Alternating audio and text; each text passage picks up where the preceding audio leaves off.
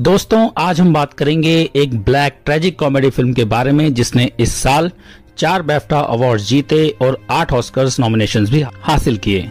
जी हाँ, मैं बात कर रहा हूँ लास्ट ईयर आई film the Banshees of Inisherin के बारे में।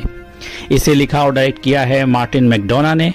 इसमें मेन लीड्स निभाए हैं Colin Farrell, Brendan Gleeson, Kerry Condon और बैरी क्योगान ने। आज मैं आपको इसकी पूरी कहानी डिटेल में समझाऊंगा जिससे आप इस ट्रेजिक कॉमेडी फिल्म को अच्छी तरह से समझ पाएंगे। ये सब जानने के लिए इस वीडियो को एंड तक देखिएगा। मेरी हमेशा कोशिश रहती है कि मैं आपको फॉरेन सिनेमा की उन मूवीज के बारे में जानकारी दूं जो शायद आपको कहीं और ना मिले। इसलिए ऐसी ही और दिलचस्प मूवीज के बारे में जानने के लिए इस चैनल को सब्सक्राइब करके बेल आइकन को जरूर दबा दीजिए। तो चलिए वीडियो शुरू करते हैं। हेलो दोस्तों, मेरा नाम है अमन और आप देख रहे हैं सिनेमैटिक ज्ञान। Let's get started.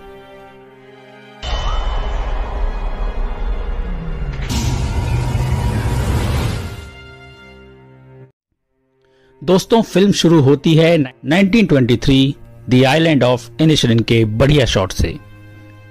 पाड्रिक सोलिवान नाम का एक आदमी कॉटेजेस, पुरानी ग्रेवयार्ड, कासल रोइंस और लेक के पास से चलता हुआ जा रहा है। कुछ दूर चल के वो एक कॉटेज के पास खड़ा हो जाता है। ये उसके दोस्त कॉलम डोहार्टी का कॉटेज है। पाड्रिक उसका दरवाजा खटखटाते हुए उसे आवाज देता है पर कोई रिस्पॉन्ड नहीं करता। वो खिड़की से देखता है कि कॉलम अंदर बैठ के स्मोक कर रहा है। एक दो बार और पूछने पर भी कॉलम कोई जवाब नहीं देता। पाड्रिक उसे खिड़की से स्मोक करते देखता है।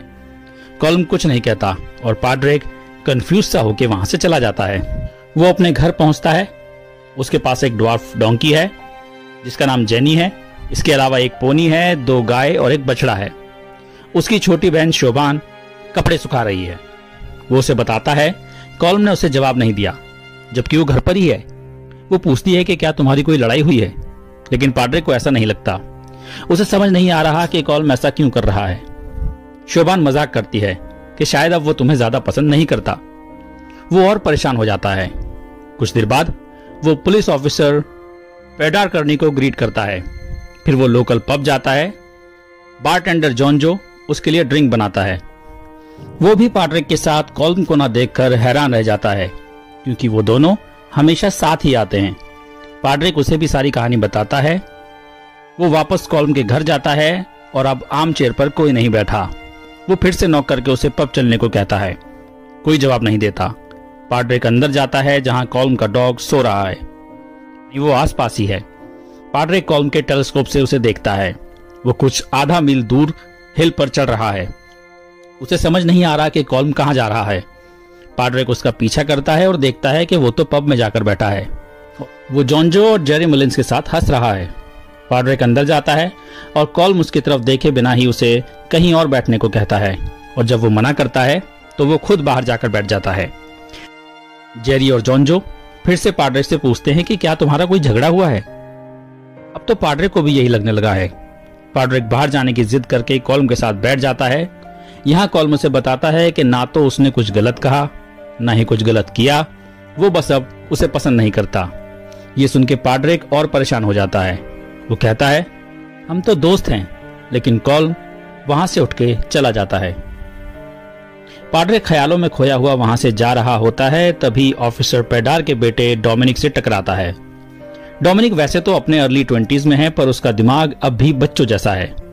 वो उसके साथ चलने लगता है। उसे भी समझ आ जाता है कि पाड्रिक का बिहेवियर कुछ अजीब है। पाड्रिक अपने घर पहुंच के इस बारे में सोचने लगता है और जब शोभान ग्रोसरीज लेकर आती है तो उसे देख के सरप्राइज हो जाती है कि वो इस वक्त घर पर क्या कर रहा है जबकि उसे तो पब में होना चाहिए था। वो उसे बताती है मिसेस मैकॉर्मिक्स डिनर पर आने वाली हैं तो अच्छा है कि तुम घर पे रहो। वो ठीक से जवाब नहीं देता और शोभान को उसका बर्ताव बड़ा अजीब लगने लगता है। डिनर का वक्त हो जाता है। हम मिसेस मैकॉर्मिक से मिलते हैं जो कि उनकी spooky looking white faced neighbour है। वो शोभान से उसके पेरेंट्स की डेथ के वक्त के बारे में सवाल करती है। कुछ देर ये सब बातें करने के बाद वो पाड्रिक से पूछती है कि तुम और कॉलम तो बेस्ट फ्रेंड थे, अब क्या हुआ। ये बात मिसेस मैकॉर्मिक को शोभान ने बताई होती है जो पाड्रिक को बिल्कुल पसंद नहीं आती।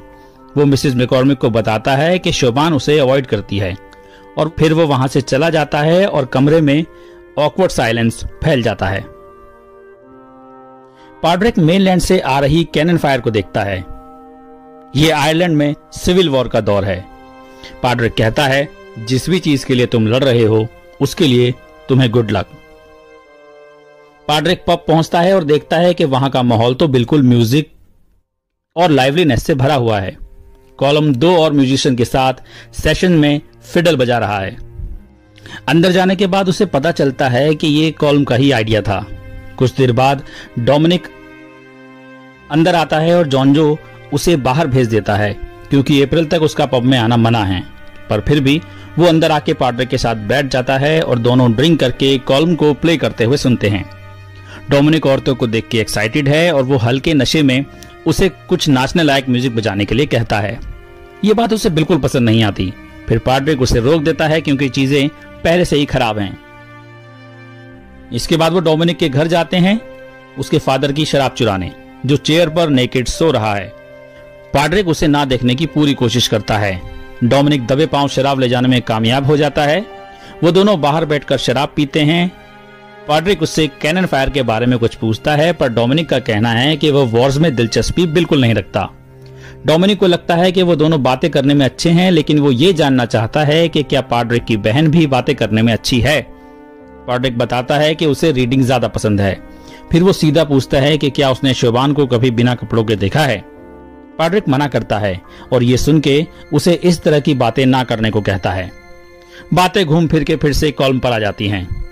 एक बार ये चीजें सुन के डोमिनिक पाड्रिक को वहीं इस बारे में सोचता हुआ छोड़ जाता है, ये कह के कि वो बिल्कुल दुखी नहीं है, बल्कि लगता है कि उसके कंधों से आज कोई बहुत बड़ा बोझ हट गया हो। सुबह होती है। पाड्रिक का ध्यान कैलेंडर पर जाता है और वो देखता है कि कल 1 अप्रैल था, यानी कि फूल्स डे। वो मुस्कुराने लगता है। पाड्रिक अपने जानवरों को टहलाने ले जाता है और कॉलम को वहां फिडल बजाते देख उन्हें वहीं की तरफ मोड़ देता है। कॉलम को पता है कि उसने रास्ता बदला है। पाड्रिक उसे इनडायरेक्टली 1 अप्रैल वाली बात बताता है। कॉलम ब्लैंक है और पाड्रिक को लगता है कि सब ठीक हो गया है। कॉलम साफ तौर पर फ्रस्ट्रेटेड नजर आता है। पाड्रिक शेव करके कपड़े पहन के पब जाने के लिए रेडी होता है। शोभान उससे पूछती है कि क्या तुम कभी अकेला महसूस नहीं करते। उसे समझ नहीं आता कि सब लोगों को आखिर हो क्या गया है। वो कॉलम को फिर से पब जाने के लिए घर से बुलाने जाता है, लेकिन कॉलम पहले से ही घर से जा चुका था।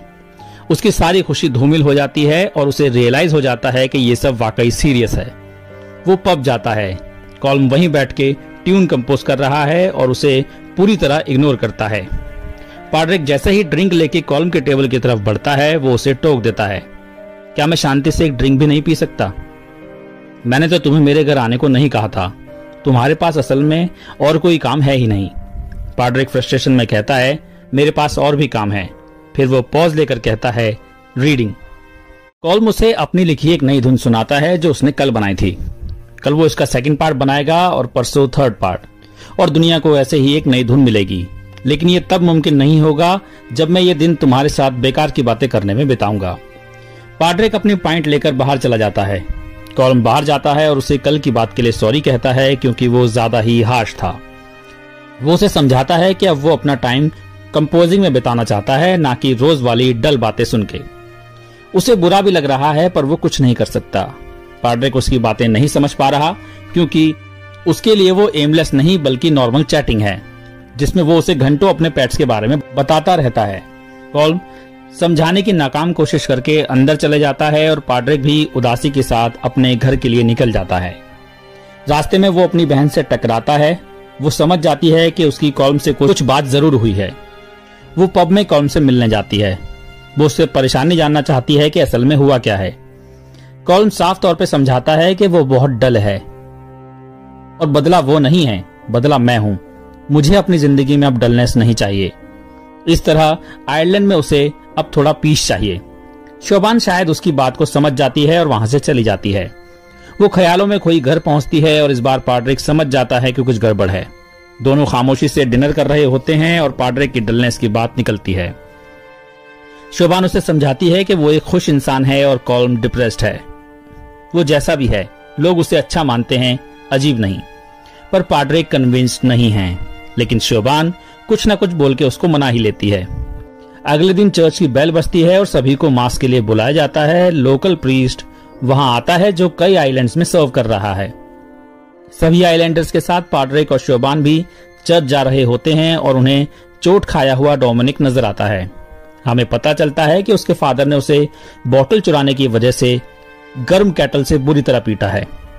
डोमिनिक उस रात को उनके घर रुकने की रिक्वेस्ट करता है। शोबान के मना करने के बावजूद पाड्रिक उसे हाँ कह देता है। सभी चर्च में होते हैं। शोबान देख रही है कि पाड्रिक अब भी कॉल्म पर नजर रखे हुए है। प्रेयर के बाद पाड्रिक प्रीस्ट से मिलता है और उसके कान में कुछ फुसफुसाता है। प्रीस्ट कुछ कंफ्यूज सा नजर आता है। कॉल्म प्रीस्ट से कुछ कन्फेस करता है अपने ड्रिंकिंग, इम्प्योर थॉट्स और प्राइड के लिए। प्रीस्ट सडनली उससे पाड्रिक के बारे में पूछ लेता है। कॉल्म का मूड खराब हो जाता है जब उसे यह पता चलता है कि खुद पाड्रिक ने फादर को ऐसा पूछने के लिए कहा। जब प्रीस्ट उससे उसके थॉट्स के बारे में जानने की कोशिश करता है तो कॉल्म प्रीस्ट से बहस करना शुरू कर देता है। प्रीस्ट फौरन उसे वहां से जाने के लिए कहता है। कॉल्म तमतमाता हुआ वहां से निकल जाता है। वो गुस्से में पब जाता है और जेरी और जॉनजो के सामने पाड्रिक को आखिरी वार्निंग देता है कि अगर उसने आज के बाद उससे बात करना और उसे परेशान करना बंद नहीं किया या दोबारा किसी और को इस बारे में पूछने के लिए कहा तो वो हर बार अपने घर पे रखी शेयर से अपनी एक उंगली काटेगा और उसको दे देगा। वो ऐसा तब तक करेगा जब तक या तो उसे ये बात समझ नहीं आ जाती या उसकी सारी उंगलियां कट नहीं जाती। कॉल्म को नहीं लगता कि अब इसके अलावा और कोई रास्ता बचा है, इसलिए वो पाड्रिक से रिक्वेस्ट करता है कि अब वो उससे बात ना करे। दोनों सर हिला के एक तरह से ये एक्सेप्ट कर लेते हैं। तीनों लोग उसकी बातें सुन के बिल्कुल शॉक्ड हैं। यही बात करते करते जेरी के मुंह से निकल जाता है कि वो सिर्फ ऐसा इसलिए कर रहा है क्योंकि वो तुम्हें डल समझता है। वो कुछ ज्यादा ही बढ़ा चढ़ाकर चीजें कर रहा है। जेरी को ये डल वाली बात जॉनजो से पता चली क्योंकि उसने कॉल्म को और शोबान को बात करते सुना था, पर वो दोनों उसे कन्विंस करने की कोशिश करते हैं कि उन्हें ऐसा नहीं लगता। वो कॉल्म को एक थिंकर मानते हैं, शोबान को भी, पर वो उसे one of lifes good guys कह के डिस्क्राइब करते हैं। पाड्रिक को पहले ये बात अच्छी लगती थी, पर अब उसे लगता है कि ऐसा होना सबसे बेकार चीज है। वो निराश होकर पब से चला जाता है। जब वो कार से अपने घर जा रहा होता है तो रास्ते में उसे मिसेस मैकॉर्मिक दिखती हैं, जो उसे देखकर मुस्कुराने लगती हैं। पाड्रिक को ये बिल्कुल पसंद नहीं आता। उसी रात तेज बारिश वाली रात में लैंप और कैंडल के उजाले में पाड्रिक, शोबान और उनका गेस्ट डोमिनिक डिनर टेबल पर हैं। डोमिनिक पाड्रिक को समझाने की कोशिश करता है कि कॉल्म की बातों के बारे में ज्यादा मत सोचो। पाड्रिक डिप्रेशन की वजह से ठीक से खा भी नहीं पा रहा है।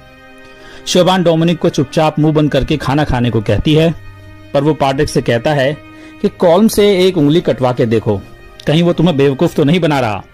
मैं होता तो ऐसा ही करता, और अगर ऐसा हो भी गया तो वो 4 उंगलियों से फिडल तो बजा ही सकता है। शोबान इस चीज के पूरी तरह से खिलाफ है। उसे अब कॉल्म से कोई मतलब नहीं रखना। फिर डोमिनिक शोबान से पूछता है कि उसने आज तक शादी क्यों नहीं की, क्या उसने कभी वाइल्ड फील नहीं किया। शोबान को यह बात बिल्कुल पसंद नहीं आती। वो बहुत गुस्से में आ जाती है और ये कहते हुए सोने चली जाती है कि ये एक और रात यहाँ नहीं रुकेगा, भले ही तुम्हें कितना भी डिप्रेस्ड फील हो। डोमिनिक फिर पाड्रिक को समझाने की कोशिश करता है कि तुम दोनों के बीच सब ठीक हो जाएगा, जिसपे वो पूछता है क्या वाकई ऐसा होगा। अगली सुबह पाड्रिक मिल्क चर्न्स अपनी कार्ट में लेके शॉप में पहुंचता है। वहां ओल्ड लेडी शॉपकीपर मिसेस ओराइडन और मिसेस मैकॉर्मिक मौजूद हैं। मिसेस ओराइडन पाड्रिक से कहती है कि अब तुम्हारी साइड से कोई न्यूज नहीं आ रही। पाड्रिक को लगता है कि ये वीक न्यूज के लिहाज से कुछ खास नहीं था। मिसेस ओराइडन उसके बकाया 2 वीक्स का पैसा देने वाली होती हैं कि तभी पेडार वहां एंटर होता है। पाड्रिक को इग्नोर करते हुए वो उन्हें 3 न्यूज देता है। पहली 29 साल के एक आदमी की सुसाइड के बारे में, दूसरी एक हस्बैंड की जिसने अपनी प्रेग्नेंट बीवी को चाकू से मार दिया, और तीसरी एक शीप डिजीज जो कि आसपास के एरिया में फैल रही है। फिर वो पाड्रिक का मजाक उड़ाते हुए कहता है कि ऐसे लोगों के पास कभी कुछ न्यूज नहीं होती। तभी पाड्रिक मिसेस ओराइडन को ये न्यूज देता है कि सैटरडे को डोमिनिक के फादर ने उसे बेरहमी से एक कैटल से मारा और फिलहाल वो मेरे और मेरी बहन के साथ रह रहा है। बताओ कैसे कैसे पुलिस वाले हैं आजकल। मिसेस ओराइडन इस बात से सहमत नहीं है। पाड्रिक अपने पैसे लेके वहां से चला जाता है और पेडार बाहर जाके उसके मुंह पे एक पंच मारता है और उससे अपने बेटे को घर भेजने की धमकी देता है। दूसरी बार पंच करके वो उसे गिरा हुआ छोड़कर वहां से पास में खड़े कॉल्म के पास कुछ देर बात करके वहां से चला जाता है। कॉल्म पाड्रिक के पास जाके उसकी हेल्प करता है और उसे कार्ट पर बैठाता है। मिसेस मैकॉर्मिक शॉप की विंडो से सब देख रही होती है। कॉल्म कार्ट को खुद चलाता है। पाड्रिक चाह के भी उससे इस ऑकवर्ड मोमेंट के बारे में कुछ बात नहीं कर सकता, इसलिए वो रोने लगता है। कॉल्म उसे इग्नोर करता है और क्रॉस रोड्स पे लाके कार्ट को रोक देता है। कॉल्म धीरे से उसका हाथ पकड़ के उसे लगाम सौंप देता है और कार्ट से उतर के चला जाता है। पाड्रिक और जोर से रोते हुए अपने घर की तरफ कार्ट को घुमा लेता है। कॉल्म घर पे अपनी न्यू कॉम्पोजिशन की ट्यून फिडल से प्ले करता है। वो थोड़ा अब्रप्टली एंड होती है, पर कॉल्म अब खुश नजर आ रहा है और पाड्रिक अपने रीजंस की वजह से दुखी है। वो फ्लोर पे बैठ के अपने डोंकी के साथ टाइम स्पेंड कर रहा है। थोड़ा मूड ठीक करके वो जेनी के साथ ही पब की तरफ निकल जाता है। पब में कॉल्म और पेडार साथ में बैठे होते हैं। मिसेस मैकॉर्मिक और डोमिनिक भी वहां मौजूद हैं। पेडार उससे एक ड्रिंक के बाद घर पहुंचने को कहता है। फिर वो कॉल्म से बात करने की कोशिश करता है, लेकिन उसका ध्यान कहीं और है। वो उसे बताता है कि कुछ फ्री स्टेट्स के लोग IRA के लोगों को एग्जीक्यूट करने वाले हैं, या शायद इसका उल्टा है, पर वो उसे इसके लिए 6 बॉब और फ्री लंच फीस के तौर पर देने वाले हैं, इसलिए उसे कोई फर्क नहीं पड़ता कि कौन मरने वाला है। कॉल्म ये सुन के बड़ी हैरानी से उसे देखता है। कुछ वक्त बाद पाड्रिक गुस्से में पब में एंटर करता है। कॉल्म अपने कुछ स्टूडेंट म्यूजिशियंस के साथ फिडल प्ले कर रहा होता है। पाड्रिक काफी पी चुका है और पूरे नशे में है। वो कॉल्म को अपने स्टूडेंट्स के साथ घुलते मिलते देख के जेलस फील करता है। जेरी के साथ कुछ ड्रिंक पी के वो नफरत से कॉल्म की तरफ देखता रहता है। कॉल्म का स्टूडेंट डेक्लैन उसकी जगह लेता है और वो पेडार के साथ जाके बैठ जाता है। पाड्रिक नशे में उन्हें देख के और मूड खराब करता है। डोमिनिक उसे रोकने की कोशिश करता है, पर पाड्रिक बिना उसकी सुने उन दोनों की तरफ बढ़ता है। डोमिनिक शोबान को बुलाने के लिए वहां से निकल जाता है। पाड्रिक पेडार से बात करने की कोशिश करते हुए कहता है कि मैं इनिशरिन में 3 चीजों से सबसे ज्यादा नफरत करता हूं, एक पुलिस वालों से, एक पजी फिडल प्लेयर से, और फिर वो तीसरा भूल जाता है। तभी मिसेस मैकॉर्मिक कहती है, a death by suicide in cold water. सब उसे मुड़ के देखते हैं, पर पाड्रिक उसकी बात से सहमत नहीं है। कॉल्म उसे वहां से जाने के लिए कहता है, पर पाड्रिक और भड़कता है। टेंशन बढ़ती है और म्यूजिक बंद हो जाता है। इधर शोबान को यह खबर मिलती है और वो फौरन घर से निकल जाती है। पाड्रिक कॉल्म को कहता है कि तुम्हें पता है तुम कभी अच्छे हुआ करते थे, पर तुम अब बिल्कुल नहीं हो।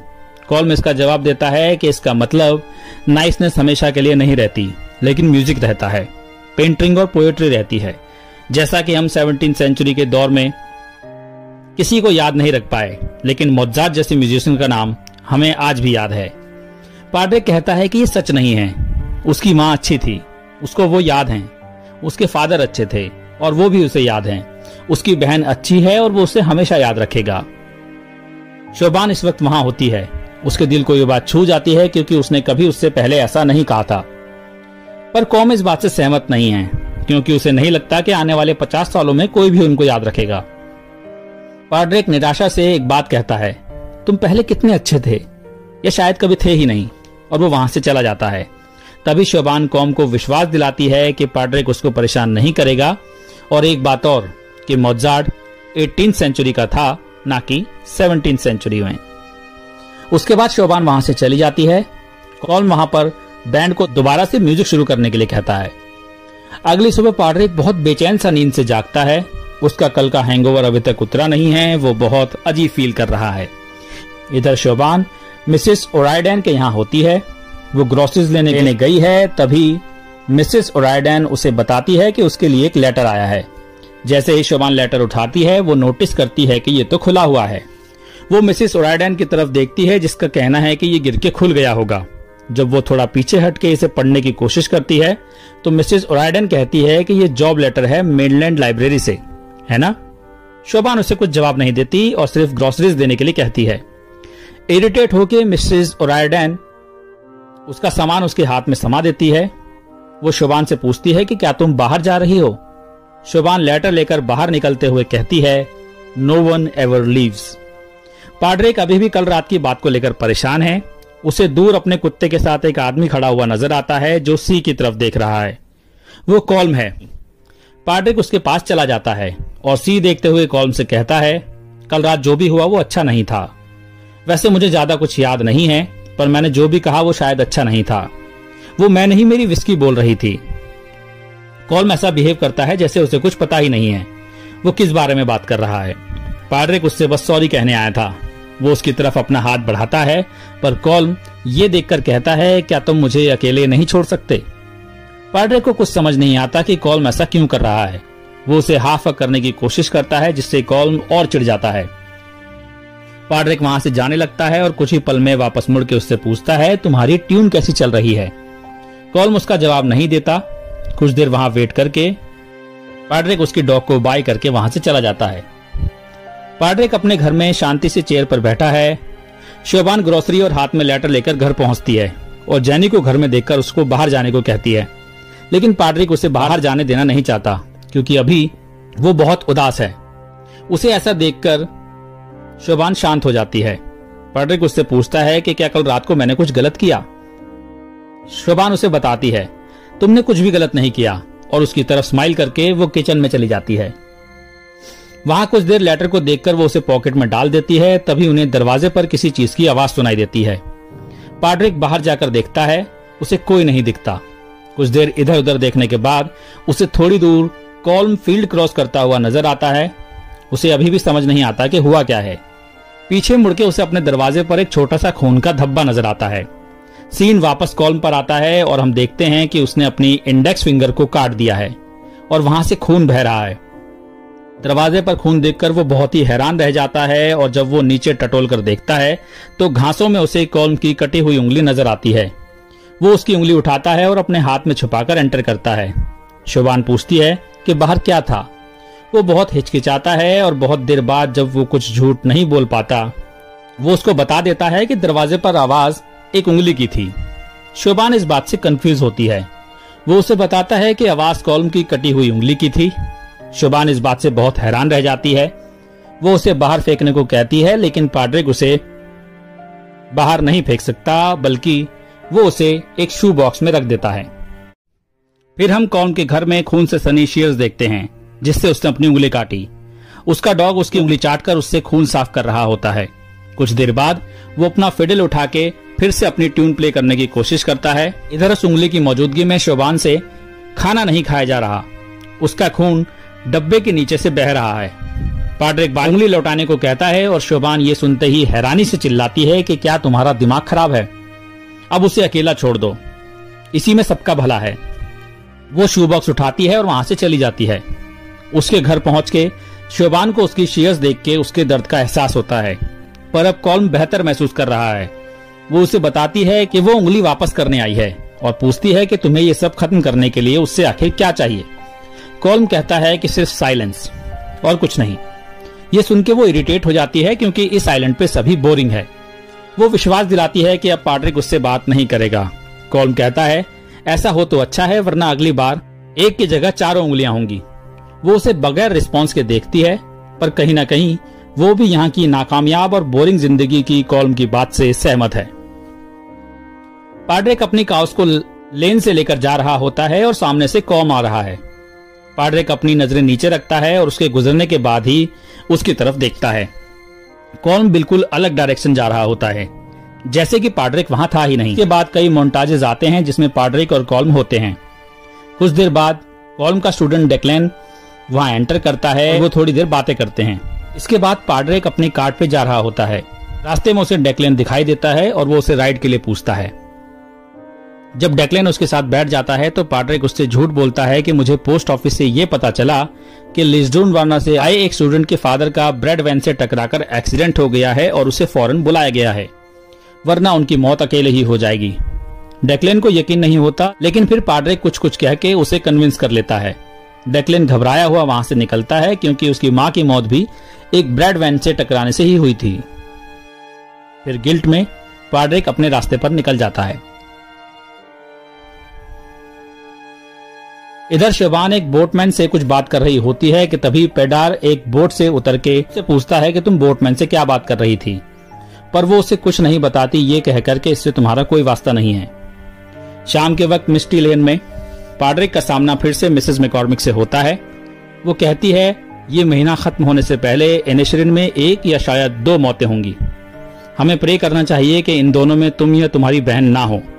ये कह के वो वहां से चली जाती है। पाड्रिक और शोभान अपने बेड पर होते हैं। शोभान रो रही है, जिस वजह से पाड्रिक को नींद नहीं आती। वो उसे थोड़ा धीरे स्निफल करने को कहता है और फिर एकदम खामोशी छा जाती है। उसे अपनी बात का बुरा लगता है, लेकिन फिर वो सोने की कोशिश करने लगता है। पाड्रिक और डोमिनिक कासल रूइंस में बैठे होते हैं, एक शराब की बोतल लेकर, और वो दोनों ही डिप्रेस्ड हैं।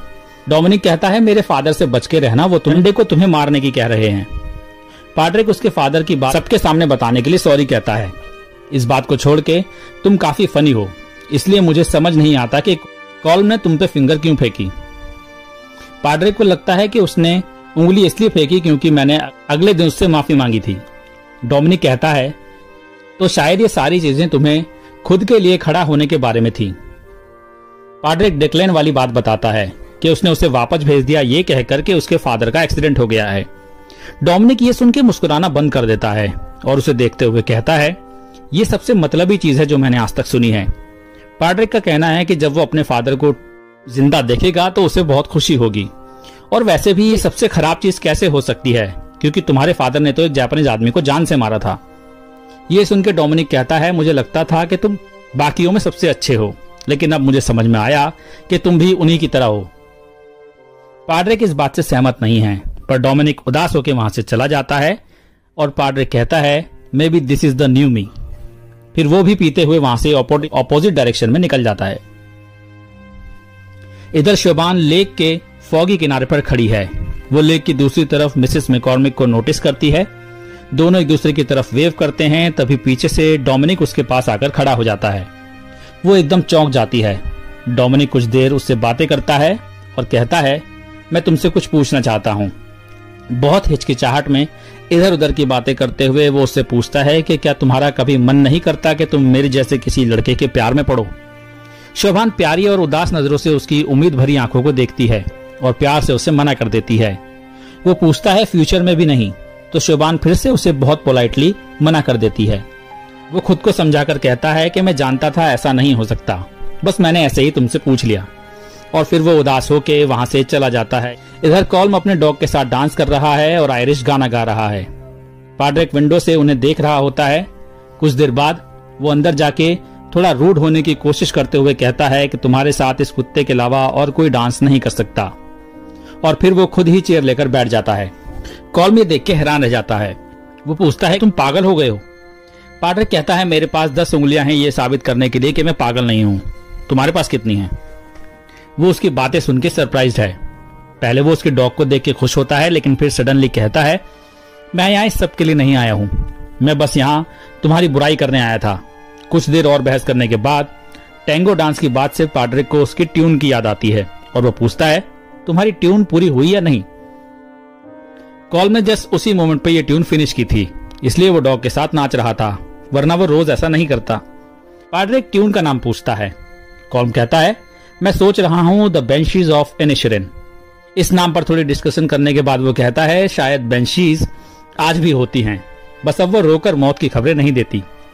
उसके मन में ये थॉट्स आते रहते हैं कि वो इसे पाड्रिक के फ्यूनरल पर बजाना चाहता था, पर ये दोनों के लिए ही अच्छा नहीं होगा। पाड्रिक उसकी ट्यून पूरी होने की वजह से खुश है और वो इसे सेलिब्रेट करने के लिए कॉल्म से पब आने के लिए पूछता है। कॉल्म कुछ नहीं कहता और पाड्रिक पब जाके ड्रिंक्स ऑर्डर करने की बात कहता है। वो काफी खुश है कि ये बात इतनी स्मूथली हो गई। अब डेक्लेन को भी ढूंढ के ये कहने की जरूरत नहीं है कि उसके फादर मरने वाले हैं, पर अब वो हमें ज्वाइन कर सकता है। ये कह के वो खुशी से वहां से चला जाता है and Colm stares into the space. उसके जाते ही डॉग चुपचाप उठता है और खून से सनी शेयर्स उठा के ले जाता है। कॉल्म ये देख के मुस्कुराता है और उसे थपथपा के उससे शेयर्स ले लेता है। इधर पाड्रिक पब में जाके 2 पॉइंट्स ऑर्डर करता है। जॉन कंफ्यूज नजर आता है। फिर पाड्रिक पॉइंट्स लेके कॉल्म के टेबल पर बैठ जाता है। जॉन समझ जाता है कि अब क्या होने वाला है। वो पूछता है कि तुम कर क्या रहे हो? वो जवाब देता है, कॉल्म को थोड़ा टफ लव चाहिए था, अब वो ठीक है, और वो उसका इंतजार करने लगता है। फॉग और डेंस हो जाती है और कॉल्म अपने घर से निकल जाता है। 4 बज चुके हैं और पाड्रिक अब भी वेट कर रहा है, पर वहां कॉल्म के बजाय शोभान पहुंचती है। वो उसके टेबल पे एक्स्ट्रा पॉइंट देख के समझ जाती है कि कुछ गड़बड़ है। पाड्रिक छुपाता है, पर जॉन उसे बता देता है कि ये कॉल्म का वेट कर रहा है।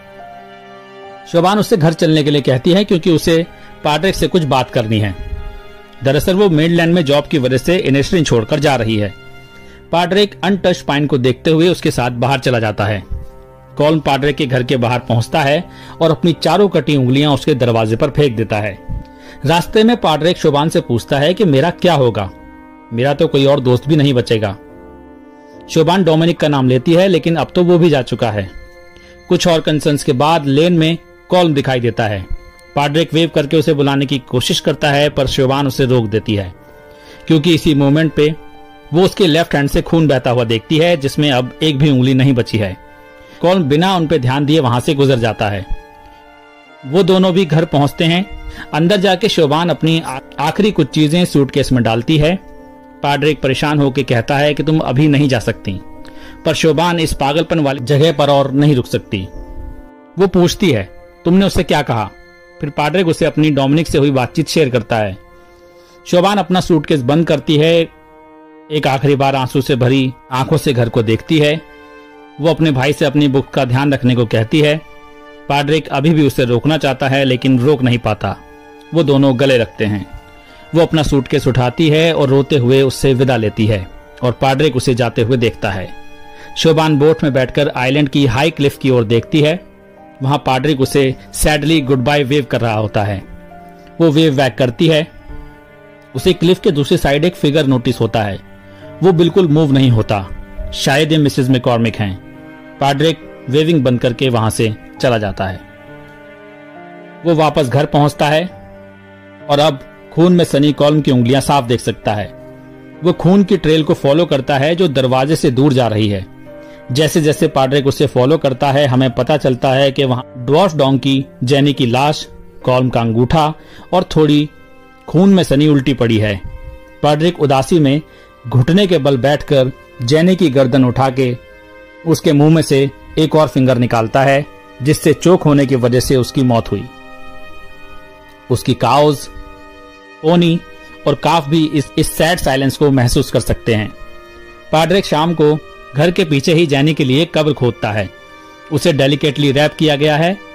वो उसे दफना के एक टीयरफुल साइलेंट प्रेयर करता है। रात को पाड्रेक एक ऑयल लैंप से अपने घर का मिरर तोड़ देता है और घर से चला जाता है।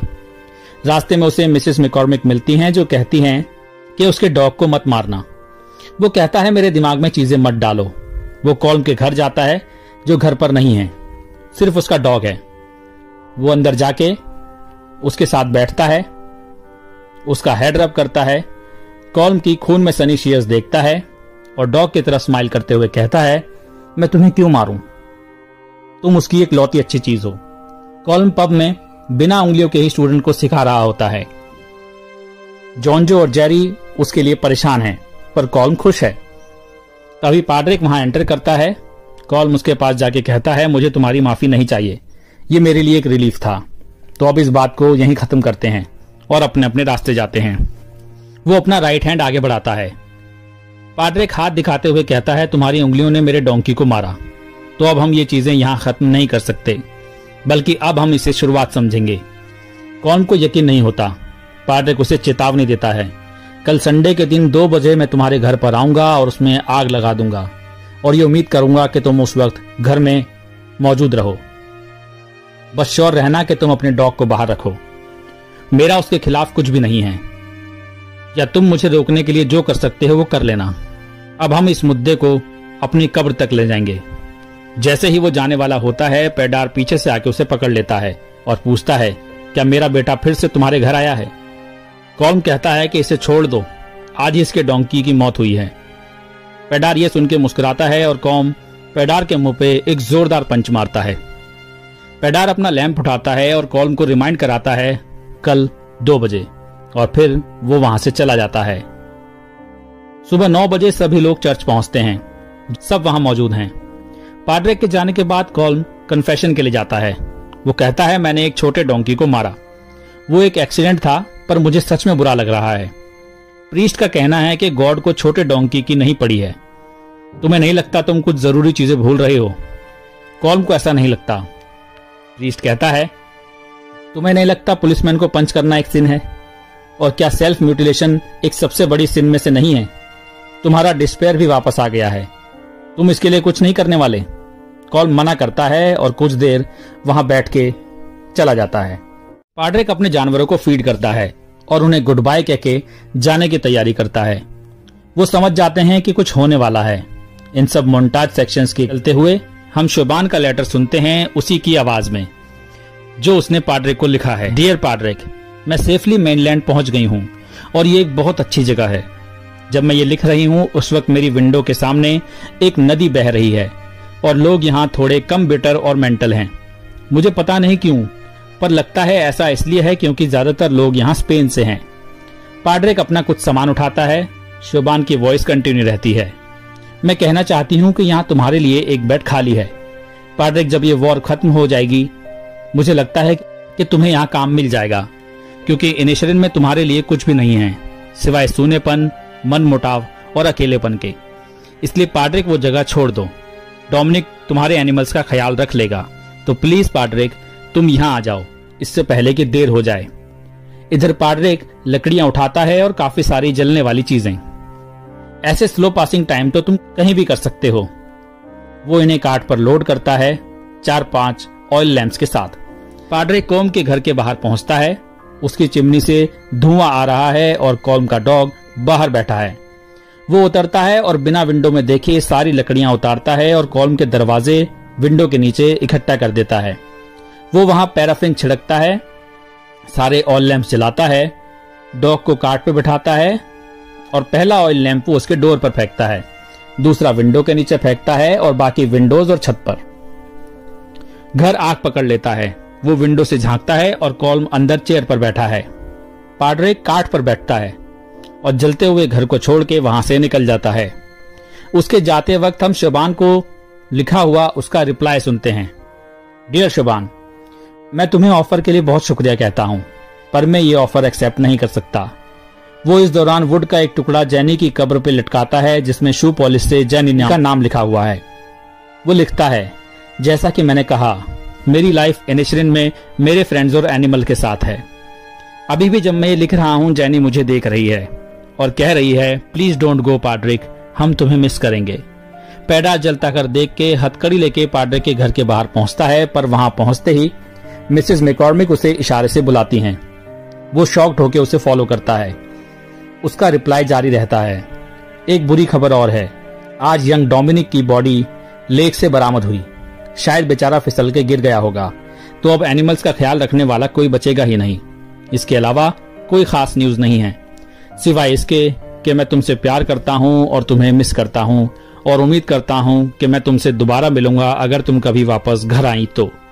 Your sincerely, your loving brother, Padraic Sullivan. इधर कॉल्म के घर में उसका फिडल, ग्रामोफोन, शेयर्स, टेलीस्कोप सब जल रहे हैं। बेडरूम में पाड्रिक जेनी के रिबन और बेल को हाथ में लेके शोबान के खाली बेड को देख रहा है। सनराइज होते हुए हम कॉल्म का जला हुआ घर देखते हैं। पाड्रिक कॉल्म के डॉग को बीच पर वॉक के लिए ले जाता है। डॉग बीच पे कुछ देखता है और फिर भागता हुआ वहां जाता है और हम देखते हैं कि कॉल्म अब भी जिंदा है। पाड्रिक भी वहां पहुंचता है। मिसेस मैकॉर्मिक वो कॉल्म के घर के बाहर बैठ के दोनों को ऑब्जर्व करती हैं। कॉल्म पाड्रिक से कहता है, शायद मेरे घर ने अब ये बात खत्म कर दी है, लेकिन पाड्रिक के मुताबिक बात तब खत्म होनी थी जब तुम उस घर के अंदर मौजूद रहते। कॉल्म उसे डोंकी के लिए दिल से सॉरी बोलता है, पर पाड्रिक को इससे कोई फर्क नहीं पड़ता। वो दोनों सी की तरफ कुछ देर तक देखते हैं। कॉल्म कहता है, मैंने 1-2 दिन से मेनलैंड से कोई राइफल की आवाज नहीं सुनी, शायद अब वॉर खत्म होने वाली है। पाड्रिक श्योर है कि वो ये सब जल्दी ही दोबारा से शुरू करेंगे। कुछ चीजों से आप कभी मूव ऑन नहीं कर सकते और मुझे लगता है कि ये एक अच्छी चीज है। फिर पाड्रिक वहां से जाने लगता है। कॉल्म कहता है, खैर मेरे डॉग का ख्याल रखने का शुक्रिया। पाड्रिक डॉग को कुछ पल देखता है और कहता है, एनी टाइम। पाड्रिक जाने लगता है। कॉल्म वापस सी की तरफ देखता है और कुछ मोमेंट्स वो अपनी ट्यून गुनगुनाता है और खामोश हो जाता है। मिसेस मैकॉर्मिक दोनों को बैठ के देख रही होती हैं और शायद ये समझ चुकी हैं कि दोनों के बीच की दूरियां अब और ज्यादा, कहीं ज्यादा बढ़ती चली जाएंगी और इसी के साथ ये फिल्म खत्म हो जाती है।